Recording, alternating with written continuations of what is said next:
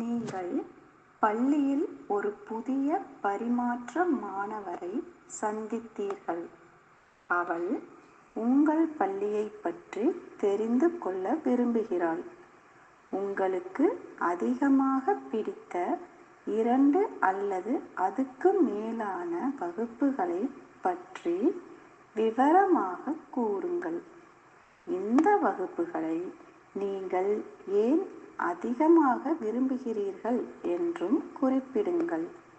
அத்துடன் பள்ளி நேரத்திற்கு பின் உங்கள் பள்ளி என்ன நடவடிக்கைகளை மாணவர்களுக்கு அளிக்கிறது என்பதையும் விவரமாக கூறுங்கள்.